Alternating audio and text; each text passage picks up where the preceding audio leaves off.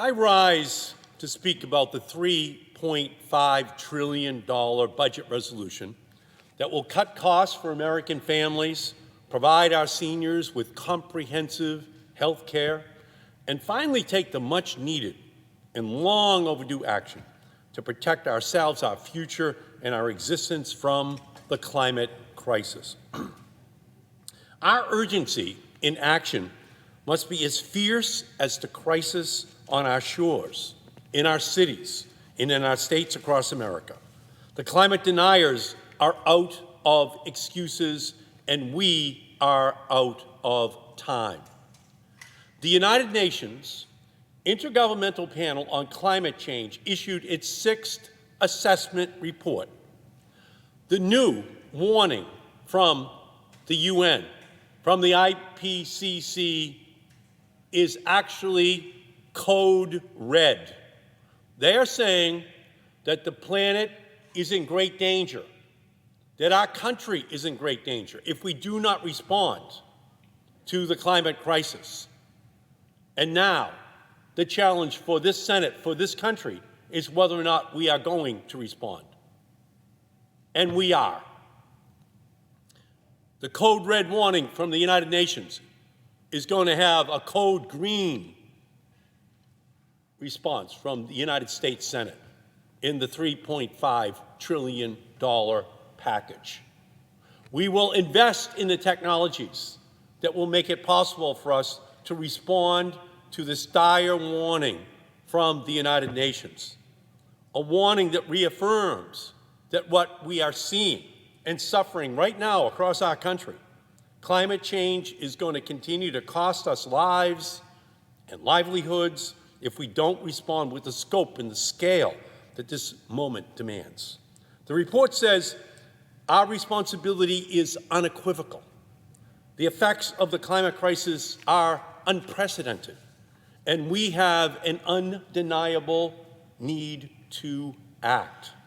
From increasing intensity and frequency of extreme heat to catastrophic precipitation and devastating droughts, no community will be able to hide from the most dire impacts of our human-driven climate crisis. This report must be the final warning that we must respond.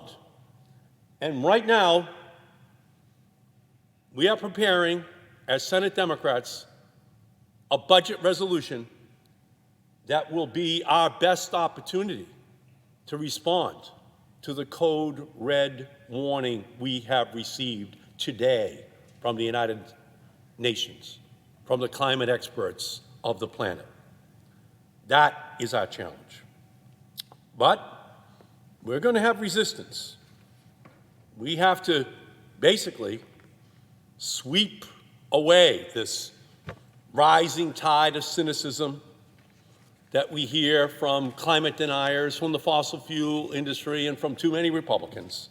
Senate Democrats are ready to forge ahead. This budget resolution is our opportunity to prevent the most alarming consequences of the climate crisis and equip ourselves to survive the climate impacts we cannot avoid, with policies to drive deep cuts in emissions, protect communities, provide equity and justice to overburdened communities. We can respond to overwhelming evidence and take the necessary action to save our people and our planet. We've received the final warning. We now have the best opportunity any Congress has ever had to respond. That legislation will be on the floor of the Senate in the next 2 weeks, next 2 days. As chair of the Clean Air, Climate, and Nuclear Safety Subcommittee of the Environment and Public Works Committee, I am ready to get to work and turn this budget resolution into legislative action. This vital investment will build on what we've already done, adding on climate equity and even more good-paying union jobs. We can save all of creation by engaging in massive union job creation. We can fund a clean energy accelerator that uses innovative, flexible financing to lower our emissions and create jobs with public dollars that can deploy and leverage private investment. This accelerator will unleash clean energy generation, energy-efficient retrofits, and opportunities in communities across our country. We can fund environmental justice, mapping efforts to understand the burdens of affected communities and direct our investments and our programs accordingly. We can provide the funding and support to monitor and to address the dangers of extreme heat, toxic chemicals, and polluted air. We can create a civilian climate corps and put millions of people to work on projects to protect our communities from climate impacts, support local projects, and get trained and get to work in building our clean energy economy. We must ensure that these jobs have high standards, prevailing wages, and just recruiting and hiring practices. And in this legislation that responds to the code red climate threat, we will have the tax breaks for the oil, gas, and coal industry for 100 years have had their control over tax breaks coming out of this Congress.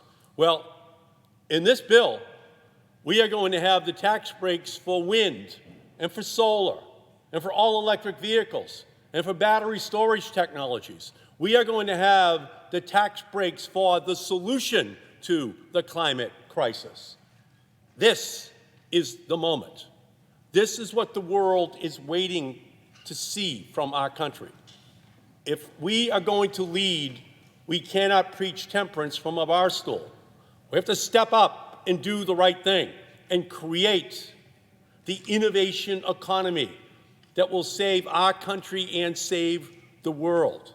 And we can kickstart a clean energy revolution. And not only that, we can ensure that we have a revolution that is made in America.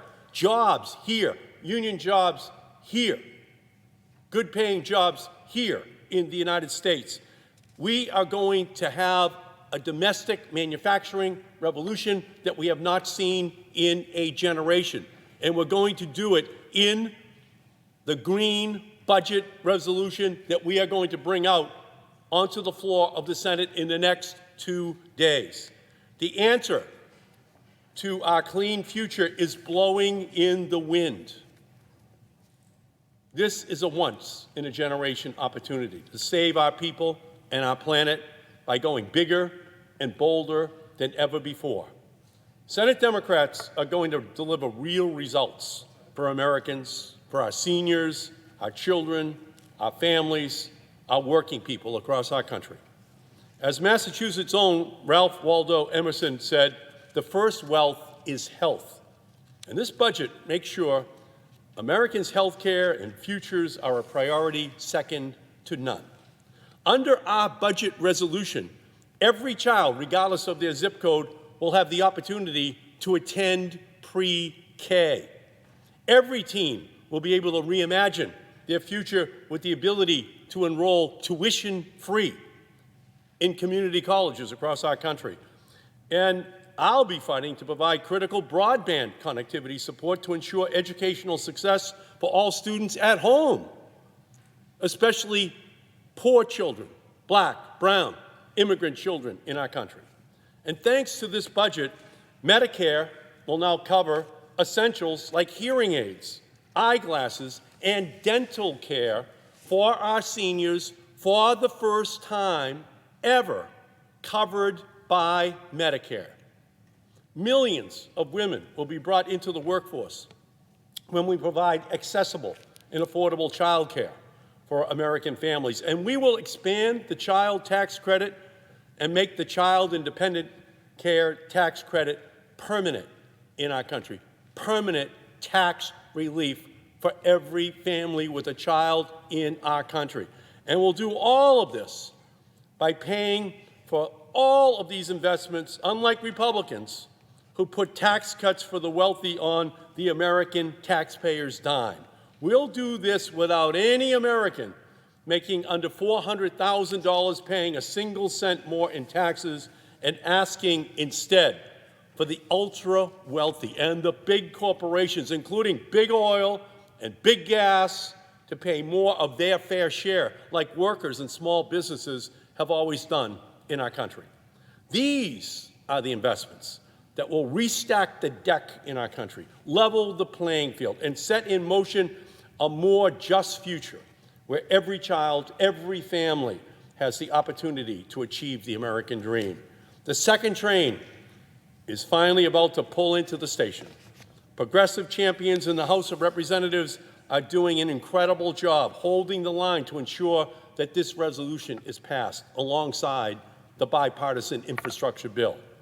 But as we recover from the multiple crises we face, we cannot accept a return to the status quo, a status quo that has left too many people behind in our country.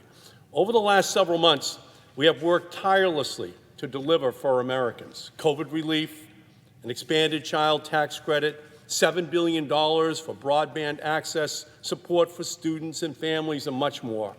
Now, we need to pass this $3.5 trillion package, and not a cent less, to push forward and create a more just and livable future that every person in our country needs. That is what this moment demands, and I look forward to working with all of my colleagues on this budget resolution this week and taking the first steps to ensure this future is guaranteed for every child and family across our country. We can do it for families. We can do it for our planet. That is what our agenda has to be for the remainder of this week, and I think if we respond, we will have become one of the greatest Congresses that has ever served in the history of our country. Madam President, I yield back to you.